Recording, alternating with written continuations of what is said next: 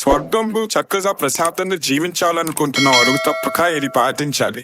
అదేమనగా మన హిందూ ధర్మశాస్త్ర ప్రకారం పరశర స్మృతిలో 4వ అధ్యాయము 32-33 శ్లోకాలు ఇలా చెప్తున్నాయి.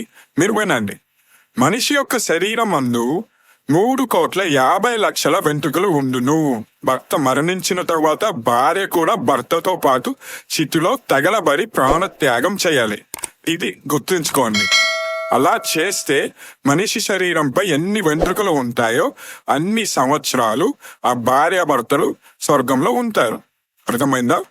అనగా సతీ సహగమనం చేసిన భార్య 3,50,00,000 సంవత్సరాలు తన భర్తతో కలిసి స్వర్గమున నివసించును. ఇప్పుడు అర్థమైంది కదా? తప్పకుండా మీ భార్యకి చెప్పండి, మనం స్వర్గలోకంలో ఉండాలంటే పరశర స్మృతి ప్రకారం నువ్వు నా చికి మీద పడి తగలబడిపోవాలి నాతో పాటు, అప్పుడు మనం స్వర్గంలో ఉండొచ్చు. ఇది